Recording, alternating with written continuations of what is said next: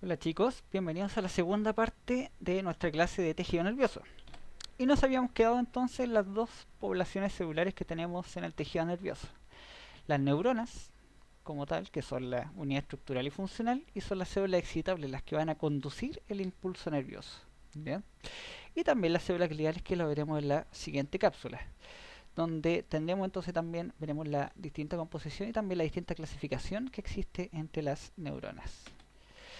Tenemos entonces que las neuronas corresponden a este tipo celular bastante especializado y bastante especial, la cual también posee una cierta polaridad dentro de su forma. Es decir, tenemos una parte que corresponde al soma, es decir, al cuerpo celular como tal, y también tenemos otro dominio correspondiente a todas las proyecciones o todos los procesos celulares de estas células correspondientes a la neurona, donde tenemos un dominio dendrítico y un dominio axonal. Si nosotros nos vamos al cuerpo celular, es decir, a la forma que tiene este soma, tenemos entonces que este soma tiene un núcleo bastante grande, pero sin embargo corresponde solamente al 10% de la superficie de la neurona, es decir, una parte importante de la neurona corresponde a todos los procesos que lo que lleva a cabo entonces la comunicación entre neuronas. Y también aquí tenemos una imagen real, donde ahí tenemos entonces este núcleo bastante prominente y también todas las distintas proyecciones de esta neuronita, donde además se encuentra organizada en su interior por su citoesqueleto. Y también una estructura especial que tienen las neuronas son estas estructuras, estas manchitas, por así decirlo, que tienen, que corresponde a los cuerpos de Nissl. Y aquí corresponde a esos cuerpos de Nissl, corresponde a cúmulos de retículo endoplásmico rugoso, dado que las neuronas en general se encuentran en activa transcripción de proteínas, ya que tienen que estar sintetizando neurotransmisores en particular. Y también los procesos que tienen estas neuronas corresponden entonces a las dendritas, corresponden a estos procesos que son un poquito más cortitos, y también arborizados que se encuentran acá, y corresponde entonces a la encargada de recibir el impulso nervioso de otras neuronas. Y también este que es un poquito más delgado, pero también siempre mucho más largo, y corresponde al axón, el cual es el encargado de transmitir hacia otras neuronas o bien hacia un órgano efector, es decir, por ejemplo, al músculo liso o al músculo estriado esquelético, transmitir entonces el impulso nervioso de depolarización. ¿Ya? Eso lo verán de mejor manera, pero les voy a contar un poquito sobre cómo es que se forma este proceso de la sinapsis, pero lo verán de mejor manera en su curso de fisiología. Ahora, si nosotros quisiésemos clasificar las neuronas, tenemos distintos criterios. En particular, el primer criterio que se utiliza es el de la forma del soma.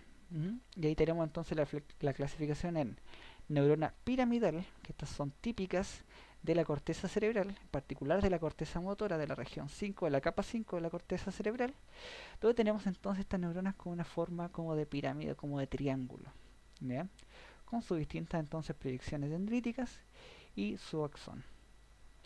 También tenemos estas neuronas que tienen bastantes proyecciones hacia distintos lugares y bien grandotas, que le dan entonces este aspecto como de célula estrellada y corresponde a las neuronas estrelladas. Aquí tenemos una imagen real también con todas sus proyecciones que van entonces dándole esta forma como estrella al soma o al pericarium de la neurona.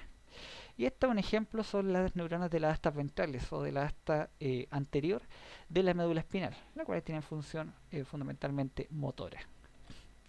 También tenemos las neuronas fusiformes, es decir, neuronas que son bastante alargadas, que se las tenemos por ejemplo en la retina o también en los ganglios vestibulares y en los ganglios cocleares. Y también son características del epitelio olfatorio.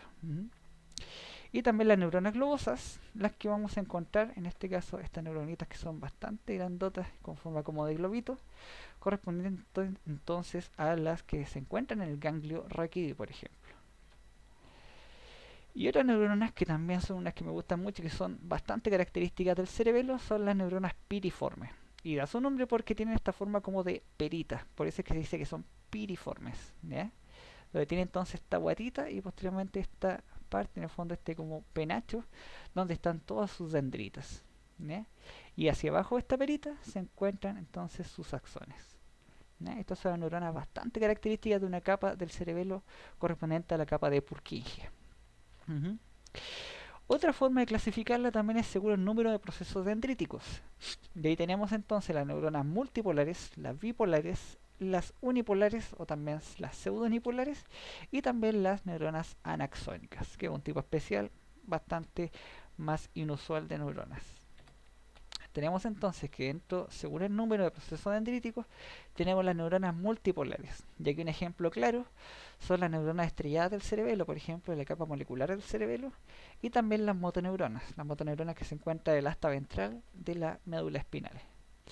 Y las neuronas bipolares, las cuales tienen este gran proceso dendrítico que posteriormente se arboriza, y también este gran proceso axónico que también se va a arborizar para llevar entonces así la señal hacia otras neuronas, corresponde entonces a las neuronas que se encuentran, por ejemplo, en la retina, o también las que se encuentran en la mucosa olfatoria.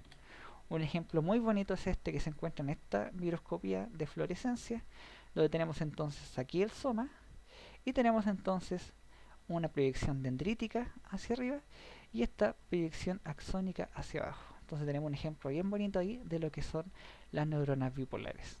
Y también en la mucosa olfatoria también tenemos un caso similar, donde ahí tenemos también una proyección que se conecta hacia la parte del epitelio olfatorio, donde se va a recibir todos los odorantes, y posteriormente un axón que viaja hacia el bulbo olfatorio, hacia otro centro en el fondo que se encuentra en el sistema nervioso central, para así ser integrada toda la información sensorial olfatoria. ¿Bien? No es tan importante quizá en el caso de los seres humanos, pero en los animales tiene mucha importancia. También tenemos las neuronas unipolares, que tenemos por ejemplo la del ganglio espinal, donde tiene solamente una proyección, que esa va a ir posteriormente hacia el asta posterior de la médula espinal, o el asta dorsal de la médula espinal, pero que sin embargo a ese soma van a llegar entonces todas las neuronas al fondo que vienen con toda la información sensorial hacia entonces este ganglio espinal. Y también tenemos un caso especial dentro de las neuronas unipolares, donde tenemos las neuronas pseudounipolares, donde ahí tenemos el claro ejemplo de las neuronas fotorreceptoras de la retina, ¿ya? Y un caso especial, poco frecuente, mucho menos abundante, el caso de las neuronas anaxónicas, como esta que tenemos acá, donde aquí se encuentra el sistema nervioso central, pero están más relacionadas a regular la actividad eléctrica de las neuronas vecinas más que a propagar el potencial de acción.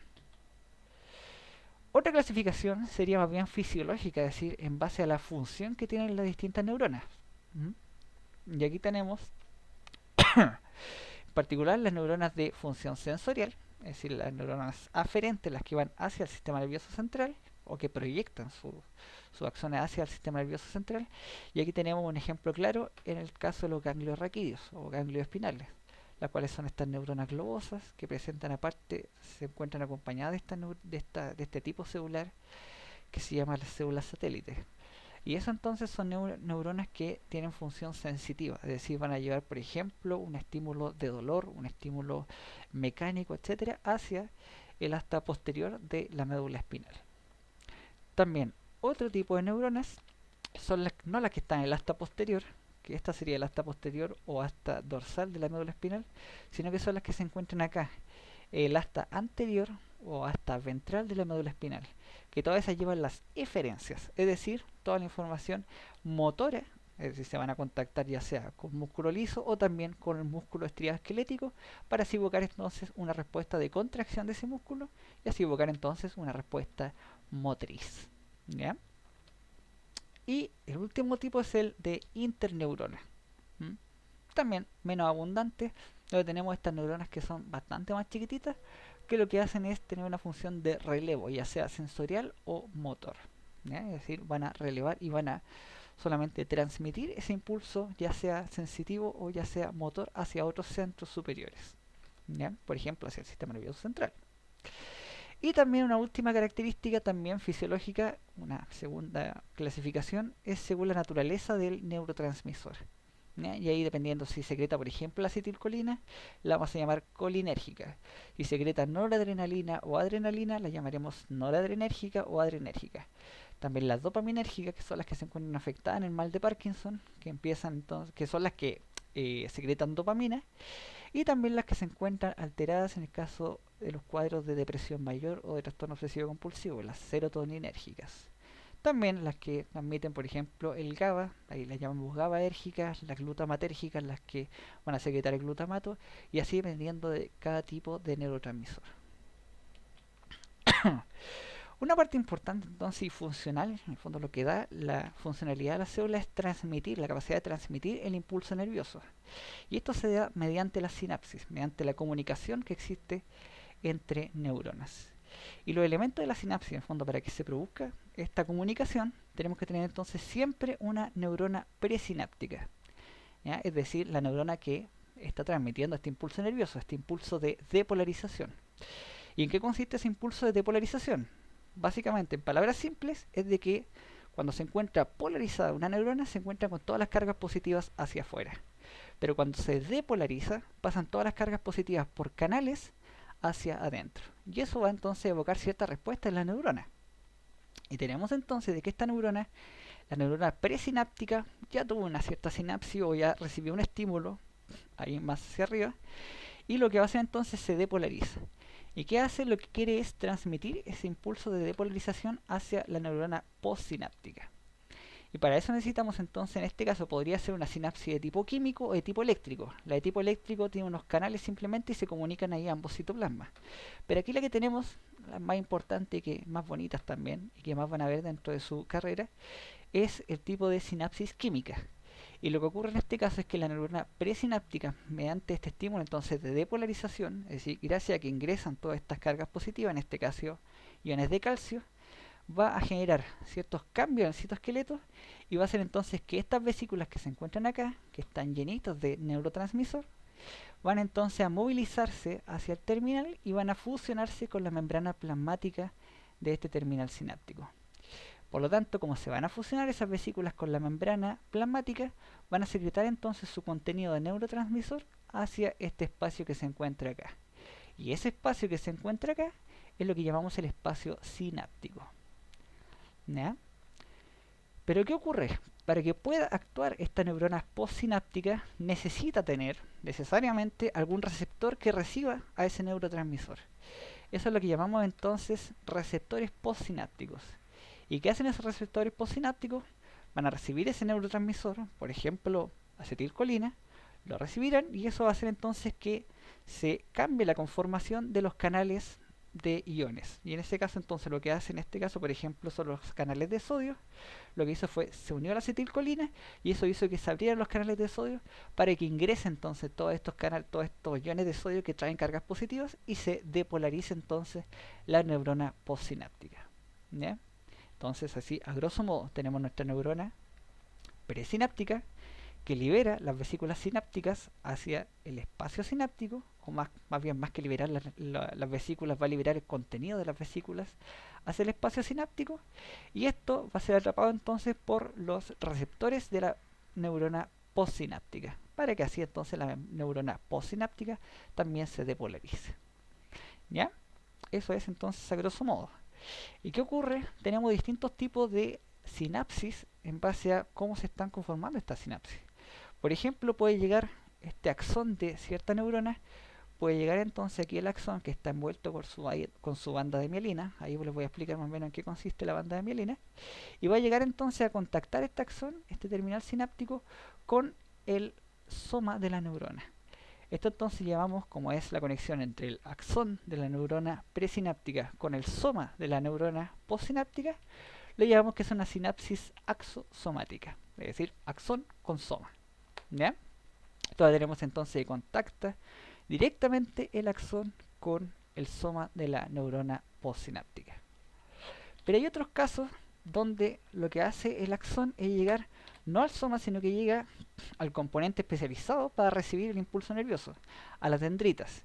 Y esto es lo que llamamos entonces la sinapsis axodendrítica, axón más dendrita. Pero que en este caso requiere de cierta estructura que tienen las dendritas que hace entonces que pueda ser más eficiente este contacto de esta sinapsis. Esta estructura entonces es lo que llamamos la espina dendrítica, que corresponde entonces a esta evaginación de la dendrita. Y lo que hace el axón entonces es envolver a esta espina dendrítica para así entonces de esa manera liberar hacia este espacio sináptico sus neurotransmisores. ¿Ya? Esa es la sinapsis axodendrítica. Y el último tipo de sinapsis es la sinapsis axoaxónica, pero que esta no tiene otra función más que regular, en este caso, esta sinapsis. Por ejemplo, aquí tenemos una sinapsis, tenemos una neurona presináptica que está contactando a una neurona postsináptica. Pero ¿qué pasa? Está descargando entonces ahí sus neurotransmisores, pero gracias a que tenemos esta sinapsis axoaxónica, lo que va a hacer es darle una señal regulatoria para que deje de descargar entonces su neurotransmisor y así se pueda regular esta señal de depolarización de estas neuronas. ¿Ya? Eso es entonces lo que les quería contar con respecto a las neuronas. En la próxima cápsula veremos entonces cómo se organiza el tejido nervioso y también veremos una descripción de todas las células gliales.